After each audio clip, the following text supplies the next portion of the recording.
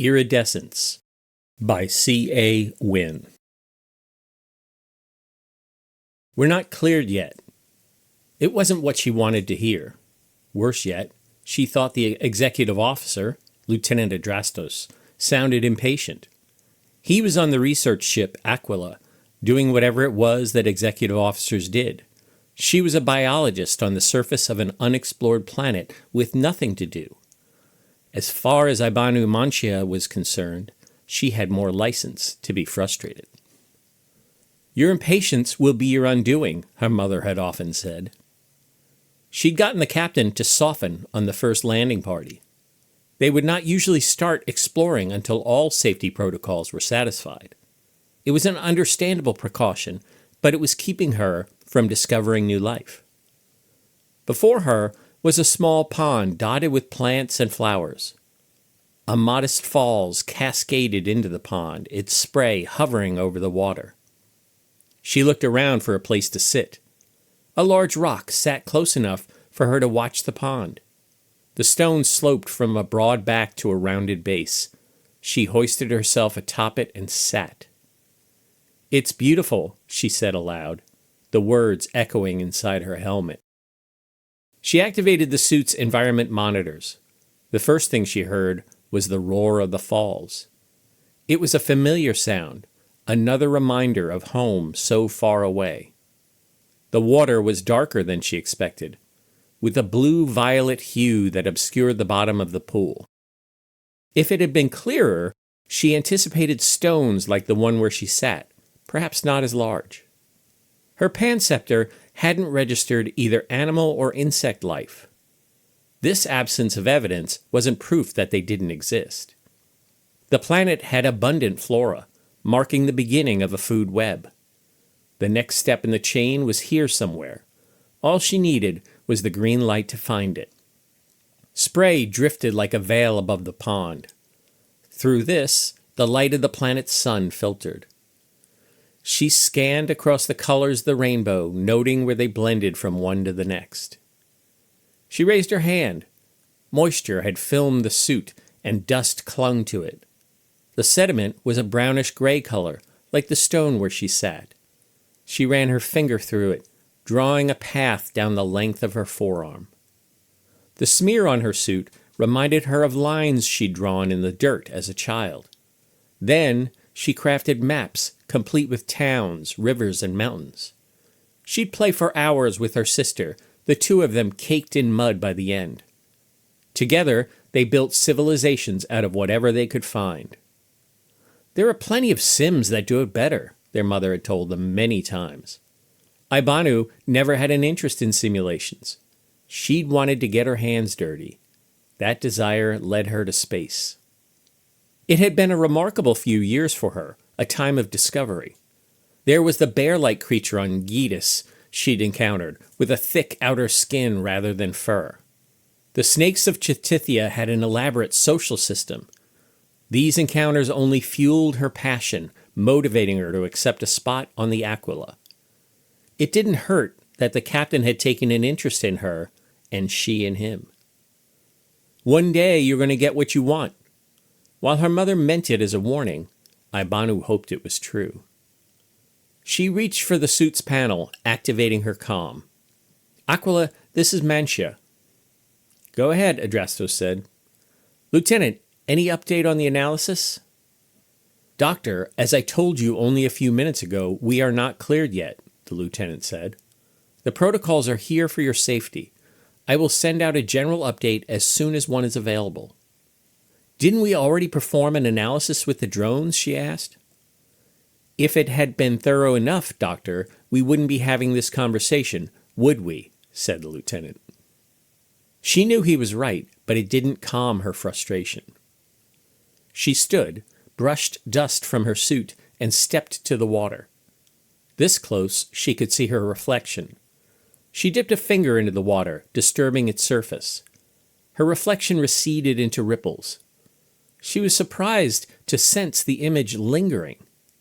After a moment, she realized it wasn't the reflection at all.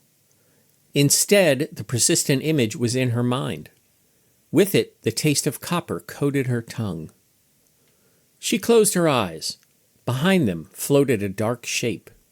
When she opened her eyes again, she found her reflection settling into the surface of the water. "You're tired," she said aloud. She returned to the stone and sat heavily this time. The image of her silhouette remained in her mind, the swollen helmet, the glare of the visor. Only it wasn't the same image. It was changed, more distant. It had become a hulking, sinister shape she could barely make out. She scanned the area. There was only stillness and silence. She scooted higher and hugged her knees. It was an awkward way to sit, but it made her feel safer. If she could, she might have stood on the stone. Her suit didn't afford her much mobility. "Dr. Mantia, this is Captain Abraham. I was informed that your vitals are elevated. Is everything okay?" She closed her eyes. The vision remained. "Yes, Captain. Just my nerves playing tricks on me," she said. "My survey team is within a few clicks of your location," said the captain. "We can come to your aid if needed." She took a deep breath and looked around again. This time she did see something. It was a set of eyes. They were small and hidden beneath the overhang of a fern-like plant. She tilted her head, trying to get a better view of the creature. "Doctor?" asked the captain. "Sorry, Captain," she said. "No need for you to come here." She slid from the rock, the toes of her boots contacting the planet's surface. Lowering her heels, she finally reached firm ground. The eyes did not move. "Doctor?" The captain's voice again filled her helmet. "I'm recalling all members of the landing party. We'll wait until more safety protocols are satisfied before we continue. Please make your way back to the ship." She muttered a curse and turned from the planet's first sign of animal life. The following morning, the captain authorized another landing party. With nearly every safety protocol satisfied, vacuum suits were optional. Ibanu was glad to hear it. She was less happy when Captain Abraham assigned Dr. Kagami to go with her. A young geologist, this was Maya's first trip into space. While the two of them had become fast friends, Ibanu didn't like the implication. She had grown accustomed to working alone. "The first planet I visit and it's haunted," Maya said. Ibanu laughed. "Dr. Kagami, you aren't confessing to belief in ghosts, are you?" "Of course not," said Maya. "I just don't know what else it could be." "For all we know," Ibanu said, "it was my imagination. That's what the captain thinks it was." Maya stopped short. "You don't really believe that, do you?" she asked. "As a scientist," said Ibanu, "I have to consider it. But no, I don't believe it." They made their way to the waterfall. At the rock where Ibanu had rested, she motioned toward the underbrush. "I saw the eyes somewhere over there," she said. The two of them searched, gently pushing aside the various ferns. Maya pointed toward tracks in the dirt. A bare drag mark lay between the prints. "Maybe it has a tail?" she asked. Ibanu crouched to study the dirt. "Most likely a lizard. See the shape of the print? Could be a small mammal, but I'd bet reptilian." The words still hung in the air when she heard something. She turned abruptly to the right and looked past her shipmate. "Did you hear that?" Maya stepped back and shook her head. "I didn't hear anything." Ibanu shut her eyes to wait for the image to appear. When it came, it included two grotesque figures, one of which hunched over, a misshapen beast in a variety of strange colors.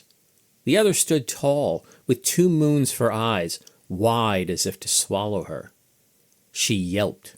"Do you see them?" "See what?" asked Maya. "Two creatures, ugly, standing." Ibanu scanned the area around them. "Right here," she nodded to herself. "I think it's us. One standing and one crouching. It is us, only it doesn't look like us." Maya leaned her chin into the shoulder of her suit to activate her comm.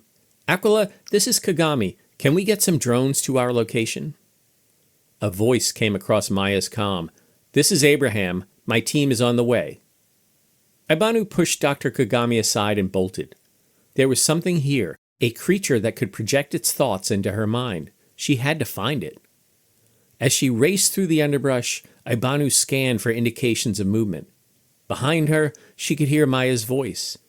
It had faded with the distance. The waterfall was far away when Ibanu stopped to catch her breath. She bent over and scanned the area. A variety of fern-like plants covered everything. This underbrush made it almost impossible to see the ground. Scattered among the floor of leaves were bright flowers of blue, pink, and purple. The trees created a canopy above, blocking much of the sunlight. A leaf moved several meters away. More leaves shifted in a direction going away from where Ibanu stood. She closed her eyes and tried to see what the creature was seeing. There was nothing but darkness. When she opened her eyes, she caught sight of more shifting leaves. She followed the movement through the underbrush. A cry pierced the air from the direction of the falls. It sounded like Maya. Ibanu turned and started back, her eyes still alert for movement. Mantia, this is Aquila. We have your location at half a click from the falls. Can you return there? Dr. Kagami appears to be in distress. The captain's team is still further out than you are. Ibanu jogged along while she activated her comm. This is Mantia. On my way. Her pace quickened, ferns whipping her thighs. The bright flowers around her faded into a blur. She emerged from the canopy of trees. The sound of the falls was close. In the middle of a clearing was the still form of Dr. Kagami. She lay in a fetal position, her arms wrapped around her head. Dozens of green-gray lizards had circled her. Some were about a meter long from head to tail. Others were smaller, more colorful. Ibanu swung her hands wildly and shouted. The creatures scattered into the underbrush. She hurried to lift Maya's still form, moving as quickly as she could under the weight of the unconscious woman. They'd loaded Dr. Kagami onto the table in the infirmary. Maya's breath was shallow, her eyes moving beneath closed lids. Ibanu watched, her hands in balls at her sides. A medic guided her into the hallway. In the corridor, she found Captain Abraham waiting. Dr. Mancia, why were the two of you separated? He asked. She shook her head and wiped a tear from the corner of her eye. I ran, she said. Towards something or away from it? Asked Abraham. I had another vision. His brow creased. You have to believe me, Captain. This time there were two of them. He frowned. And you thought they were after you? No, I realized they were us, she said. I saw what the creature was seeing. Before, it was only one shape because I was alone. This time I was crouched, searching the ground. Maya, Dr. Kagami, was standing. In my vision, one figure stood and the other was hunched over. Captain Abraham looked past her toward the infirmary. Ibanu turned to find the medic standing in the doorway. The young woman nodded at her, then looked to the captain. She's in shock. No physical signs of trauma, no bites or external contaminants. I would guess it was fear, but that's just a guess. The captain nodded, looking to Ibanu. Do you think she saw what you saw? She said she hadn't, said Ibanu. That's when I chased after it. What did it look like? He asked. I don't know for sure, she said. I think it was a lizard. There were dozens of them standing around her when I got back. A shriek tore the air behind them. I can see them! I can see them! Screamed Maya. Ibanu and the captain crowded into the infirmary to watch the medical staff work. Maya writhed on the counter, her arms flailing about. Her violent movements knocked one of the medics aside. I can see them! She shouted. Captain Abraham lunged, pinning Maya's wrists. Her frenzy tested his size and strength. Easy, doctor, he whispered. The medic injected something into the young woman's arm. Her cries slowly reduced to a sob. I can see them. What can she see? Asked the captain. Ibanu's eyes teared up. I don't know. Maybe us, maybe them. Maya's cries subsided. Her face softened into sleep. Abraham looked to Ibanu. I cleared the search too early. My fault. He barked into his comm. Lieutenant Adrastos, No landing parties are authorized until further notice. Inform HQ that we have encountered something on the planet. Ibanu sat on the edge of her bunk. Across the aisle was Maya's empty berth. A small photograph clung to the wall above the unmade bed. Ibanu could make out Maya's face, along with the broad smile of a young boy. Is that Maya's child or her kid brother? She wondered. Ibanu had never considered having children. She expected them to limit her ability to travel to the stars. Whether that was true or not, she found herself hoping that this picture contained Maya's offspring. She thought that might inspire her friend to return home should she recover. Dropping her head to her hands, Ibanu began to cry. Dr. Mancia stood beside the captain on the flight deck. They watched as Lieutenant Iridescence monitored the ship's fleet of drones. Screens flickered through different feeds, perspectives jumping at a rapid pace. Beyond the flora, no signs of life appeared on any of the monitors. Ibanu leaned toward one of the displays. What are the search parameters? Standard sweep, said Iridescence. I know what I'm doing, Doctor. We're looking for heat signature, audio, and movement. What else is there? Ibanu backed away. Not sure how we'd search for something like mental images. None of the hard sciences acknowledge telepathy. Iridescence looked up to meet her eyes. You are kidding, right? She shook her head. No, I'm serious. 30 to 45 hertz, human thought waves. Scan for that. The lieutenant looked to his commander. Captain Abraham nodded. Iridescence typed in a few commands. Communication? Asked the captain. She shrugged. I wouldn't think so. Too primitive a species.